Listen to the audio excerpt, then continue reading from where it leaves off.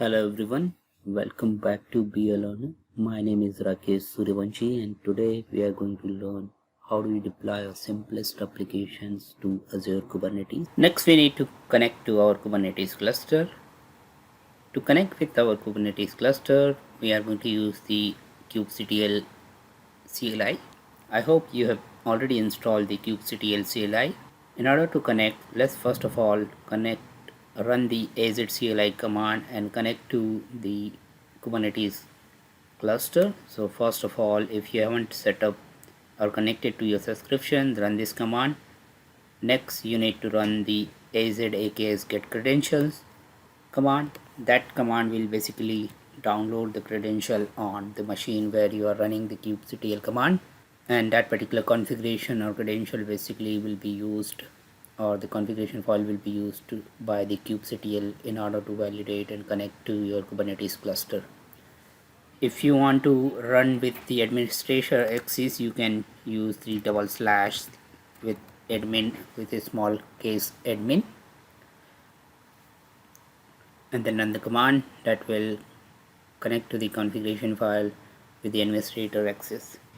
Next, they have given the couple of commands which you can use. So let's go through some of the basic commands. So first of all, let's say we would like to get all the running nodes for our Kubernetes cluster. So what I'll do, I'll run the kubectl get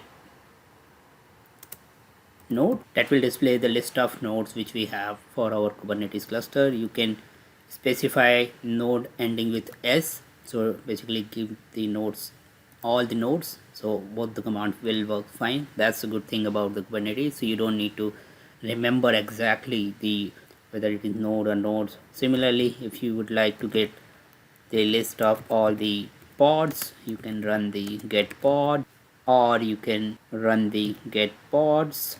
At the moment we do not have any running pods available. You can run the get services to get all the services which we have hosted. We have already discussed what is services in the very first videos. You can see that we have one of the system service running at the moment. As part of this deployment, we'll be running a couple of services, deploying the services. If you want to get all the deployments, you can run the command get deployment or get deployments. Sorry, I mistakenly kubectl, it's ending with cube. No deployment exists at the moment.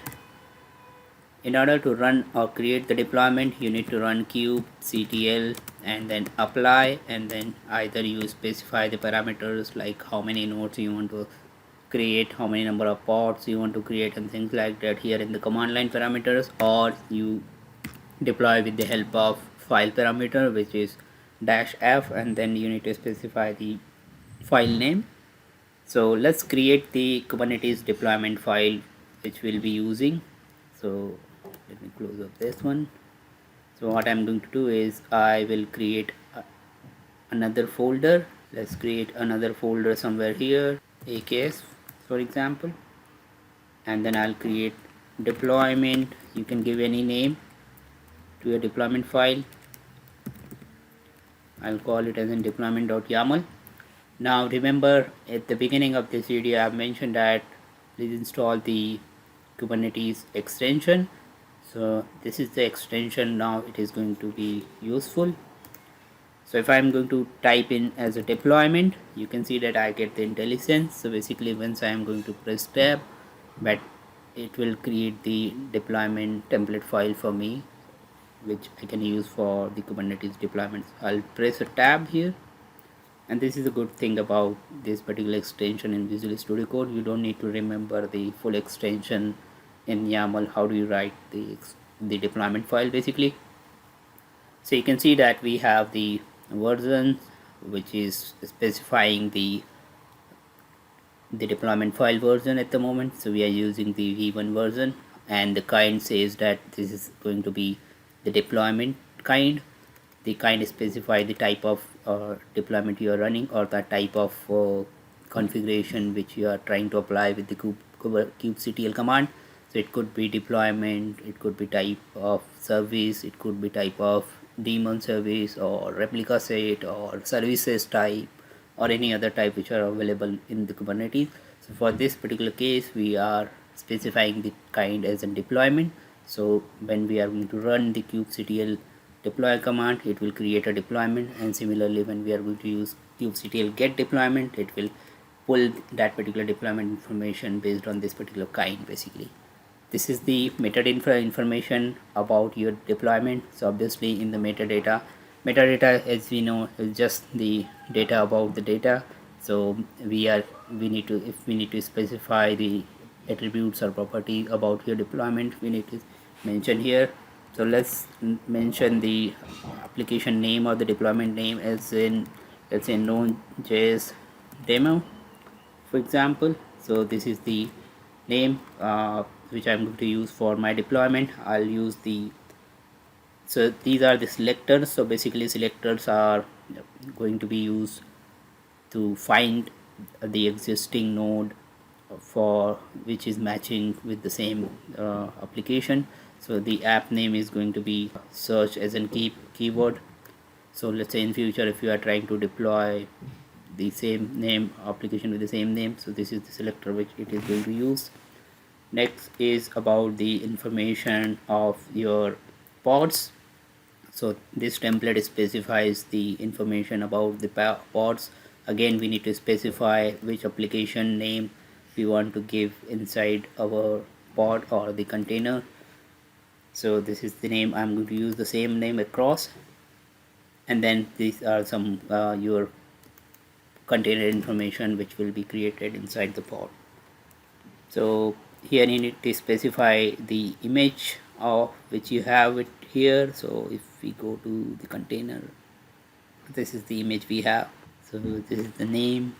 I'll copy the name of this particular image slash the name of the image. So node.js demo slash v1, node.js demo v1. So that's the image name, and then port. So what is the target which we want to specify this particular application? So I'll going to leave as in port 80. That's about the basic information about your deployment. So let's create open a terminal here at this particular location. So now we are going to run kubectl apply command and then specify the file parameter and then press tab. You can see that we have the files available. Now if I press enter, this should access this particular deployment file and create a deployment. As you can see, it says that the deployment created. Let's verify if we have the deployment created. So I'll use kubectl get nodes and get pods instead of node, just to verify the pods are created. You can see that we have the node.js application pod created and its status is running, and that is what we want. So if you have the status failed or some other status which is not good, then you need to basically investigate further why the status is not running or things like that. So you can see that the 15 seconds ago this particular pod or the application has been deployed.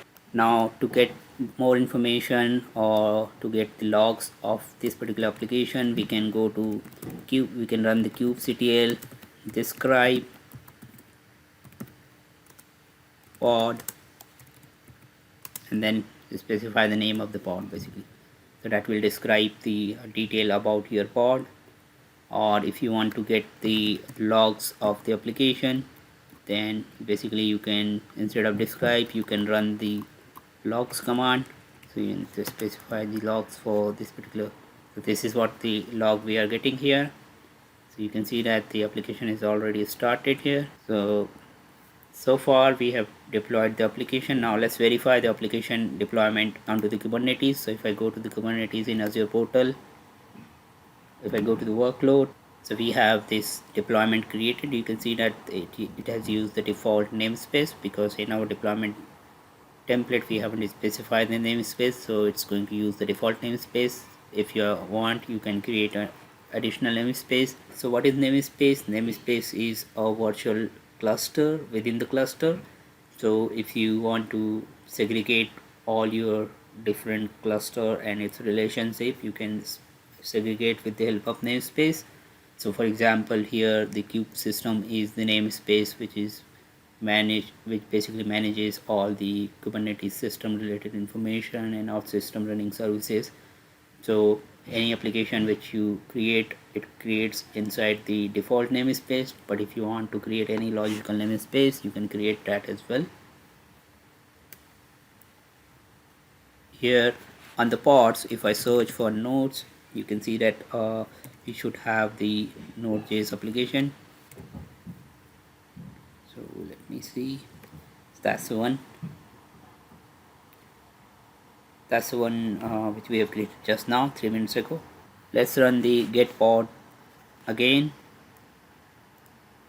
So if you want to get more detail about your pods, you can use the output -o and then void attribute, so that will give you the wider detail about your pod, which includes the IP address which is allocated to the pods. In our previous video, we have discussed that when the application deploys to Kubernetes pod, each pod will get its own IP address, and that's where it is. This IP address specifies the IP address of the pod, and we can see that we have this particular IP address as in private IP address. So obviously, if you are going to run this application over the internet, you won't be able to access that because it is a private IP address. So now the question is, how do we access the application over the internet? For this, we know that in Kubernetes, the applications are accessed with the help of services. That is what we have discussed in our discussion in the first video.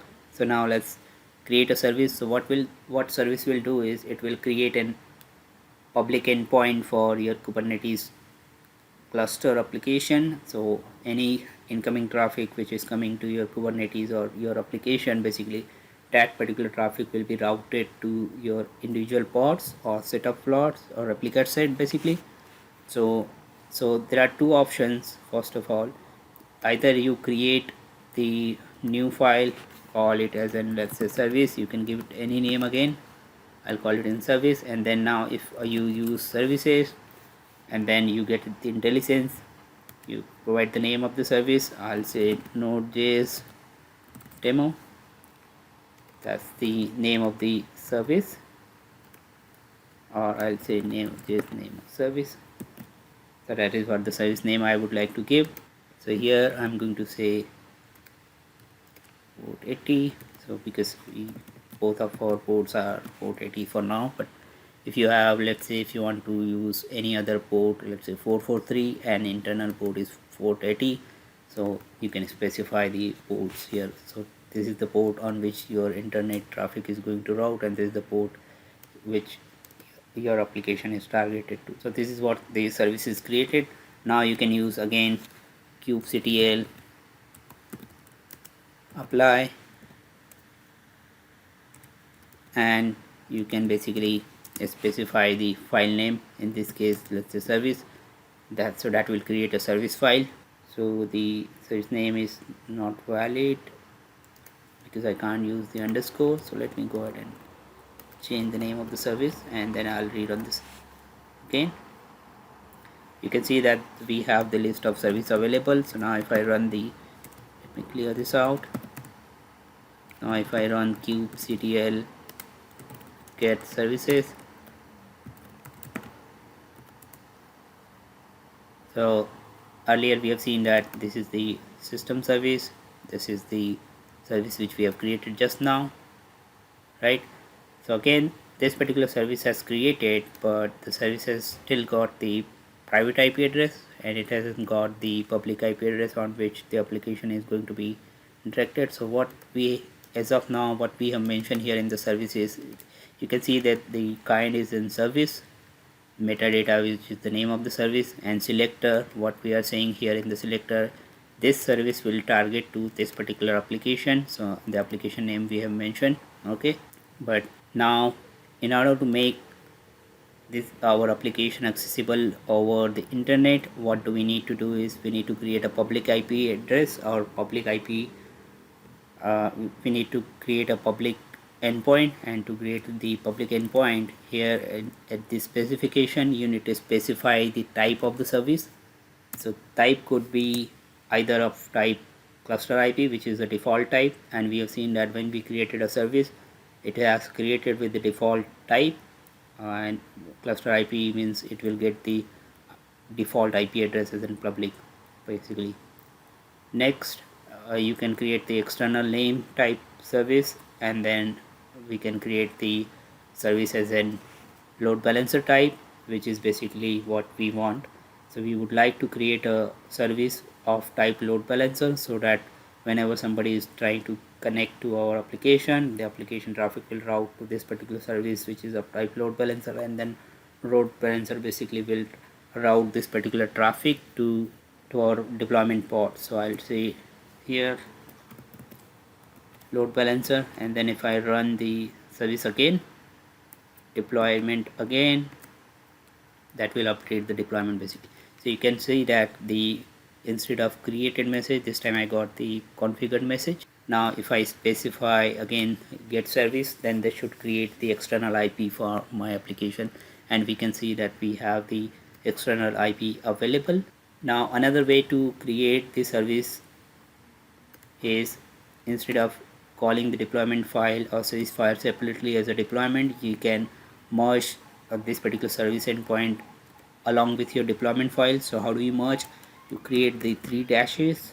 This is the end of one section, and then you add your any of your other configurations like service. So we have created a service here. Then now if I'm going to deploy again, instead of service deployment, I'll mention deployment file. If I run again, and it says that it has unchanged because we have already deployed the same configuration which is available here. So now if I run the get deployment, I should have the deployment available which we have deployed. This is one of the deployment which we have deployed, and we have already seen how do you run the services. Okay, now let's test this particular application on this particular IP address and see if it is working fine or not. So this was the earlier demonstration of the running the application locally. So I hope this is not going to work. Now let's see if the application is working fine on this particular IP address. So the reason why the applications are not working, because the Node.js application which we have deployed, it's hosted or exposed on the port 3000, whereas in our deployment we just mentioned as in port 80. So I need to change the container port or open the container port 3000 here on my container or on the pod. And also at the time of service configuration, you need to mention that this is the source port and the target port is the power port of your application, so that it routes the traffic from source to the destination in the correct way. And that's the reason it was not working. Once you do that, just run your deployment file again with the kubectl apply command, and then that should basically configure the deployment. You can verify the deployment again, whether the pods are running fine or not, the services are available or not, with the kubectl get service get pods command. After that, once I run the application, I can see that the application is successfully running on the public IP address which is assigned to the Kubernetes cluster for this particular deployment. This concludes our demo deploying the application onto the Kubernetes with the help of a very simplest scenario of using the deployment and service configuration file, and how to use the kubectl command for accessing the existing deployment, creating a new deployment, and how do you troubleshoot.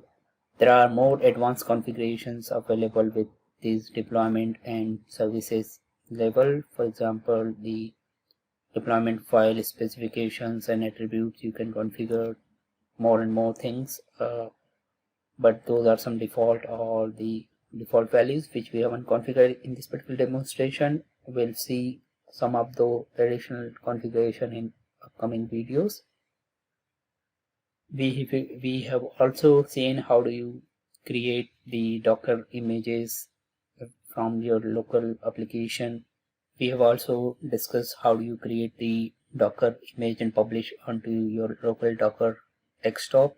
And then from Docker desktop, how do you publish the image to the Azure Container Registry, and how do you pull the images from Container Registry basically to the Kubernetes with the help of this deployment file. The deployment file has so many other attributes as well, which you can use in your deployment based on your scenario. The objective of this particular demonstration is just to give an overview of a simplest deployment scenario. You don't need to remember all this configuration, as we have used this extension in Visual Studio Code that gives a really good demonstration for a really good view for using this Kubernetes deployment template. Basically, you don't need to remember, and all the information you can find it on the official Microsoft or the Kubernetes documentation. I hope the video was helpful to understand the simplest deployment. At the last, I would like to thank you very much for watching the video till the end. If you like the video, please give it a thumbs up, and don't forget to subscribe to the channel. See you in the next video. Thanks for watching it.